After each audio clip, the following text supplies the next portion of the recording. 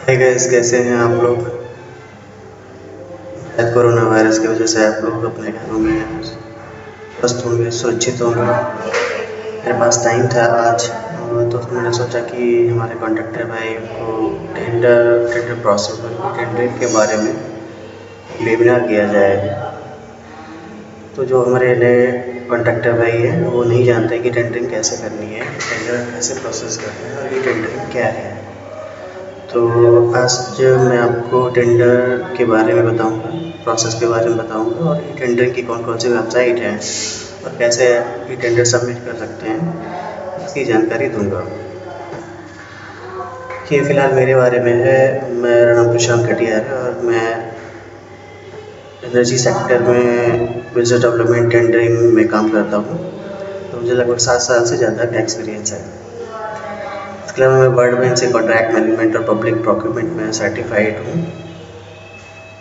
और मैं project manager भी सर्टिफाइड हूँ। आप मुझे चाहें तो मेरे लिंक्डइन प्रोफाइल पे भी आप विजिट कर सकते हैं।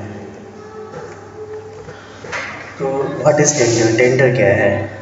सबसे पहले तो पता करना टेंडर होता क्या है। It is an invitation from the owner to the contractor to execute some work at a specified cost in specified time.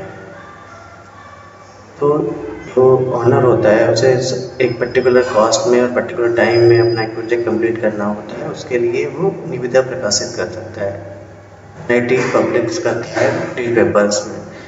आती क्या है में जो है कि गवर्नमेंट पोर्टल्स में आती है, इसके अलावा लोकल और नेशनल न्यूज पेपर्स में आती है, डिपार्टमेंट की वेबसाइट पे आती है और कुछ प्राइवेट पोर्टल हैं जो टेंडर के एनआईटीज पब्लिश करते हैं अपने पोर्टल से। और बेसिकली टेंडरिंग जो है वो यूटिलाइज करी जाती है गवर्नमेंट डिपार्टमेंट, गवर्नमेंट ऑफिसेज, जो एजेंसीज हैं गवर्नमेंट की, प्राइवेट सेक्टर और एनजीओ के द्वारा।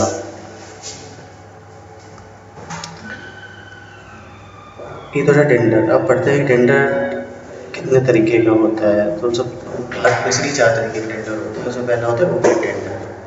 Open tender allows everyone to submit a tender to supply the goods or services that are required. This type of notice published in local and national newspapers, websites.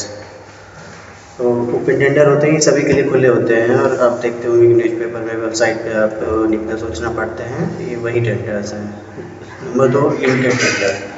Limited tender में क्या होता है कि जो पहले से क्वालिफाइड होते हैं और इम्पैनल्ड होते हैं गवर्नमेंट कंपनीज के साथ में, उन्हें ही सूचना भेजी जाती है। इम्पैनलमेंट कैसे होता है? इम्पैनलमेंट के लिए अलग से सूचनाएं आती हैं कि आप पर्टिकुलर वर्क के लिए अगर आप एलिजिबल हैं, आप क्वालिफाई रिक्वायरमेंट जो होती है कंप्लीट करते हैं, आपकी मैच होती है, तो आप पार्टिसिपेट कर सकते हैं। तो इम्पैनल होने के बाद में आपको लिमिटेड टेंडर की इंक्वायरी आती रहती है। तीसरा, single tender. When only one source of supply service is available, then single tender is attached to the selected supplier service provider. Single tender में क्या होता है, केवल एक ही सप्लायर है, सर्विस प्रोवाइडर है, तो उसी ऑनर जो है उसी से सर्विसेज ले लेता है। होता है ग्लोबल टेंडर। ग्लोबल टेंडर में क्या होता है, मतलब ग्लोबल मतलब वर्ल्ड से कहीं भी कोई भी पार्टिसिपेट कर सकता है। Global tender is open to anybody from any part of the world to supply the required quantity and quality of material. किसी भी मटेरियल के लिए, किसी भी क्वालिटी और क्वांटिटी के लिए विश्व से कोई भी निविदा अपनी डाल सकता है पर्टिकुलर टेंडर में। टेंडरिंग का ऑब्जेक्टिव क्या होता है? टेंडर क्यों फ्लोट किए जाते हैं? The primary of the tender is to obtain best value of money that is obtained by encouraging competition बढ़ाने के लिए। जिससे जो ऑनर होता है उसे कुछ सस्ता टेंडर मिल सके, सस्ता सामान मिल सके, कम पैसे में काम हो सके, तो कंपटीशन बढ़ाने के लिए। दूसरा होता है giving equal opportunity to all tenders. मतलब गिविंग एक कोई एक टेंडर बैठा हुआ, वो ऑफिस में कर रहा है सारे टेंडर और बाहर के जो कॉन्ट्रैक्टर हैं वो बैठे हुए हैं। तो जो टेंडरिंग होती है उससे क्या होता है, सभी कॉन्ट्रैक्टर्स को एक समान मौका मिलता है टेंडर में पार्टिसिपेट करने का। तीसरा है having a fair terms condition design. तो फेयर टर्म्स कंडीशन होती है, ये टर्म्स कंडीशन इस पर अगर आप कोट करना चाहते हैं तो आप कर सकते हैं। Using a clear and fit for purpose invitation to tender. उसमें क्या होता है कि टेंडर जो है उसका पर्पस क्लियर होता है कि क्या काम कराना है, कौन सा प्रोडक्ट लेना है, कौन सा सर्विस लेना है, कितने समय में लेना है, क्या क्वालिटी और क्वांटिटी रहेगी। तो प्रोक्योरमेंट प्रोसेस क्या है? सबसे पहले तो टेंडर में क्या होता है कि पर्टिकुलर डिपार्टमेंट है, डिपार्टमेंट ने उसने यूज़र अपना क्रिएट किया पर्टिकुलर पोर्टल में, टेंडर क्रिएट किया, फिर टेंडर पब्लिश किया।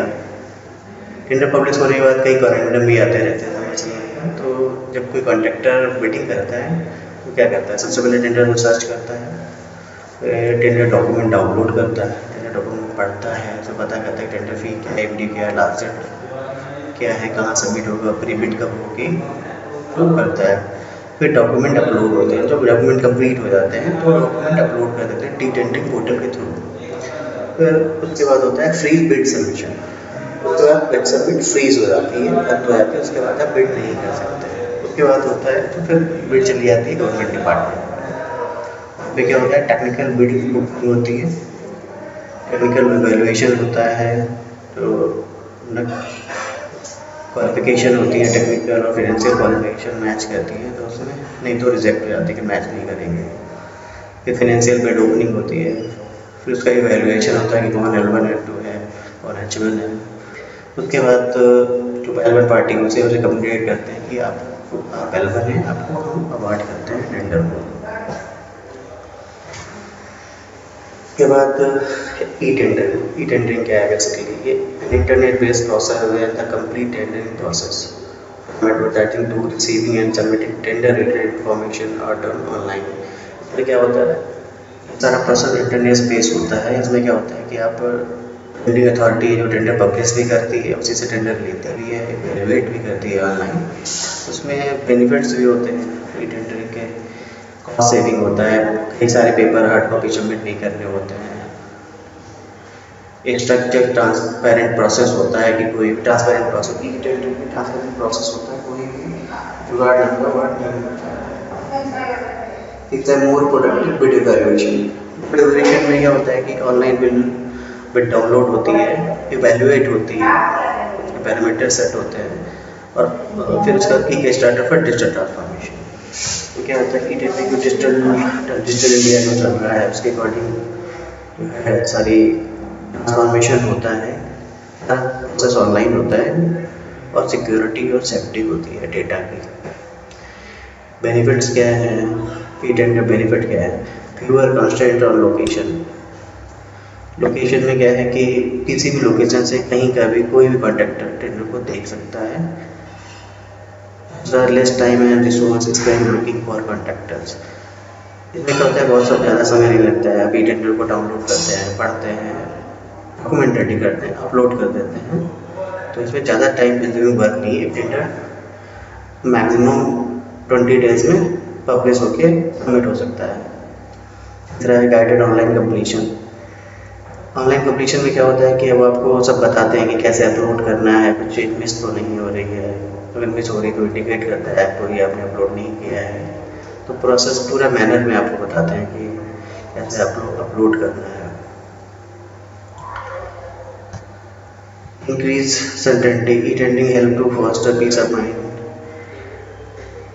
Any worry or misfortune regarding the buyer's submitted document within the deadline was given instant delivery and real-time feedback on the progress of procurement. वो संभावना इसमें ज़्यादा होती है, पीस ऑफ माइंड होता है कि हमने सबमिट कर दिया और ओपन हो जाएगा। पब्लिक प्रोक्योरमेंट पोर्टल क्या है? CPP है।